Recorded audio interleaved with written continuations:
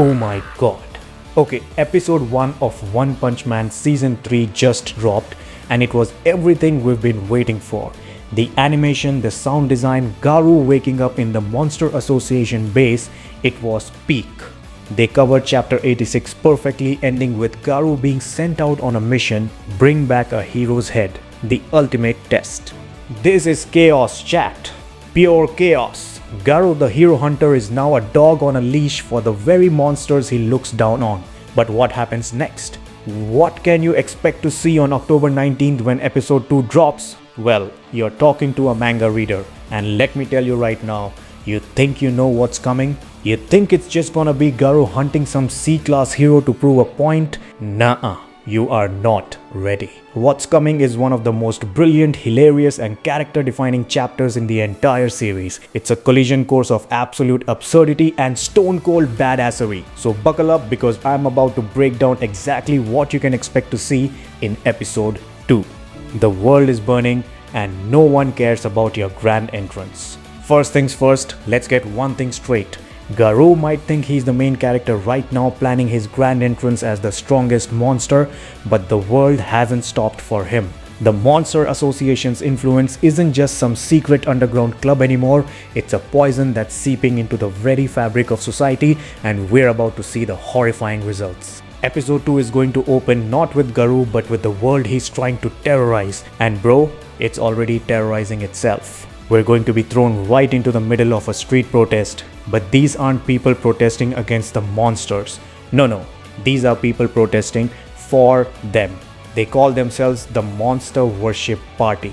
I'm dead serious. These clowns have completely given up. Their logic? Humans have no chance of winning. We should surrender completely. Their grand plan is to implement periodic blood offerings to the monsters to keep them satisfied. They've gone so far off the deep end that they're willing to sacrifice their own people to appease the villains. This is what true fear does to a society. It turns them into monsters themselves. This isn't just some random fight. This is Murata, showing us the core of Garou's conflict. He's the villain who can't stand to see real villainy. The most unexpected crossover in history. Okay, so Garou is wandering the streets, disgusted with humanity, contemplating his next move. The episode is building this incredible tension, this dark philosophical vibe. And then it all gets thrown in a blender. Because Garou is hungry, like monstrously hungry. We're going to get one of the greatest food scenes in anime history. Garou walks into a restaurant and orders the deep stomach combo of 500-gram steak with a supersized portion of rice. And when that's not enough, he orders everything on the meat menu, top to bottom. A mountain of plates, the staff just staring in slack-jawed terror as this man inhales more food than a small army. Gatsu gatsu musha musha. The sound effects are gonna be legendary. But while you're laughing your ass off at Garou's inhuman appetite, pay attention because someone else is in that restaurant. Someone we all know. And his problem is the exact opposite of Garou's. He forgot his wallet. Yes, chat. The world's strongest man, the caped baldy himself, is having a full-blown catastrophe of the year-level crisis over a restaurant bill. We are going to dive deep into his panicked mind as he realizes his nemesis isn't a dragon-level threat but social anxiety. He can't dine and dash, that's not heroic. But he can't explain his situation either because they have a former hero on security and it would be too humiliating. The strongest being on the planet is completely paralyzed, and just when you think it can't get any more ridiculous, a third player enters the game. Fubuki, the blizzard of hell, shows up. She's been hunting Saitama down, trying to force him into her little hero group. She sits down, launches into this big serious speech about hunting Garou together, about how he needs her help. And Saitama, my man, is not even listening. He's found his solution. He flags down a waiter and orders a large fries. His plan, stall, get Fubuki invested, maybe get her to pay. And Fubuki, in her infinite ego, completely misreads the situation. Saitama gives her this creepy knowing smile and she thinks he must be overjoyed to be working with me. Bro, he's just happy you're about to pay for his fries. The disconnect is comedy gold. The fight you've been waiting for. So you have 3 storylines running parallel in one restaurant. Garou, the monster, having a very human meal. Saitama, the hero, having a very human crisis. Fubuki, the leader, having a very deluded power trip. How does it all come together? The dine and dash. Garou finishes his mountain of food and decides it's time to go. The staff screams, "The dine and dasher ran." And Saitama, hearing this, sees his golden opportunity. In a blur of motion, he bolts from the table, screaming back at a stunned Fubuki, "Dine and dashers are the worst! Let me go get him!" Under the perfect cover of heroic duty, Saitama makes a desperate escape from the bill, leaving Fubuki completely frozen, trying to process how her grand recruitment speech ended with her getting stuck paying for a single French fry he used to trap her. It's perfect. But it's not over. Saitama is now hunting Garou, and Garou, after running for a bit, has another profound character moment. He runs into that same little kid with the bowl cut from a few chapters ago, the one who loves heroes. He saves the kid from some bullies, and the kid, seeing Garou's power and his strange sense of honor, looks at him with pure awe. He calls him uncle and declares he must be a companion of justice.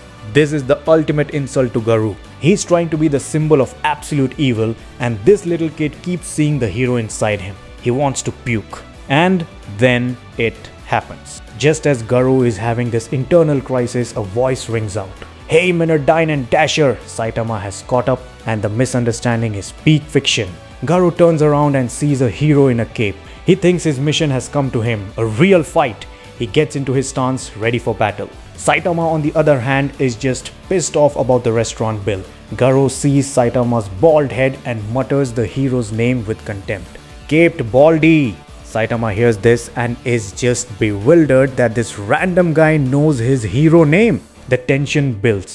Garou, filled with a new dark resolve after being called a hero by the kid, decides he will kill this man.